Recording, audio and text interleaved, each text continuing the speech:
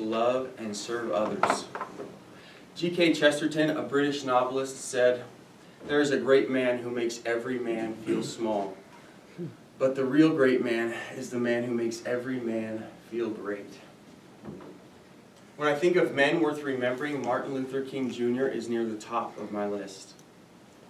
King was born in Georgia in 1929. His mother taught him to read before he started elementary school.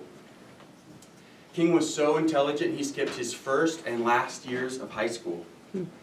He entered college when he was just 15 years old.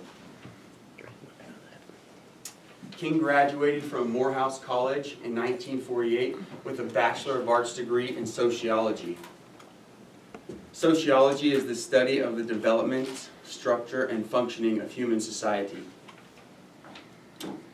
King was ordained as a minister and worked closely with his father within their church. He attended seminary school in Pennsylvania and graduated with a Bachelor of Divinity degree.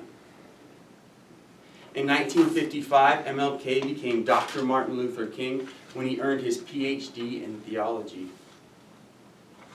He was the youngest person to receive a Nobel Peace Prize at the age of 35. He contributed all of his prize money, roughly $54,000, towards the furtherance of the civil rights movement. When I think of Dr. King, it's not the man I remember. I recall what he stood for.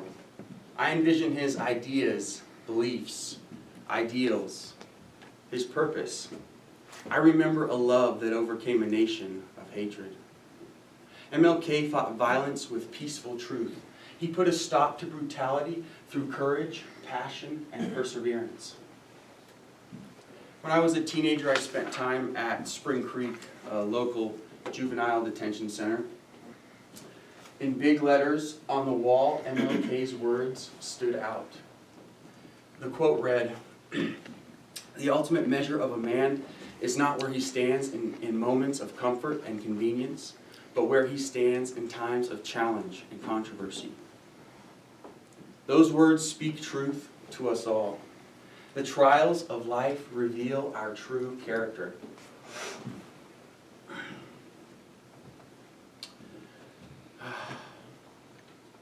When stress and worry steal our peace, anxious thoughts take us over. With no relief in sight, the pressure builds and we act inappropriately. MLK's endurance throughout difficulty sets an ideal example. He experienced hardships many people have never known, yet he responded with compassion and self-control. He could have allowed the hostility of others to generate hatred within himself, but he understood that wouldn't solve the problem. Rather than using force to quiet his oppressors, he used a sword of truth and a heart full of love.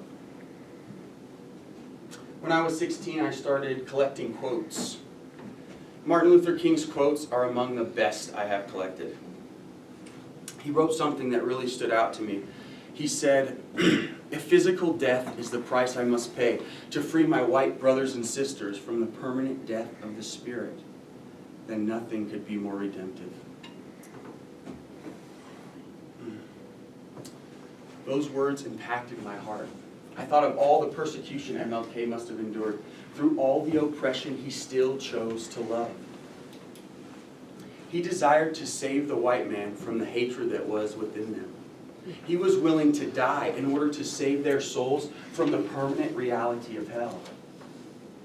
When I read that, I was overcome with love. Mr. King said, "I refuse to accept the view that mankind is so tragically bound to the starless midnight of racism and war, that the bright daybreak of peace and brotherhood can never become a reality. I believe that unarmed truth and unconditional love will have the final word."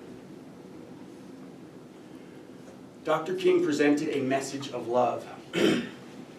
He encouraged us to love even those that rise against us. Martin Luther King said, "Love is the only force capable of transforming an enemy into a friend." He said, "Darkness cannot drive out darkness. Only light can do that. Hate cannot drive out hate. Only love can do that." So are we capable on our own to love our enemies? To love those who hate us? I don't think so. MLK did not rely on his own strength. His strength came from the Spirit of God that dwelled within him.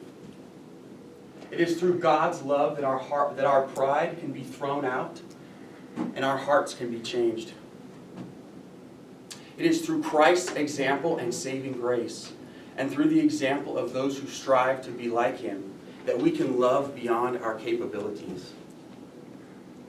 So can we love our fellow man, even our enemies? We can. We have and we will. Let us press on, and may love be our highest goal.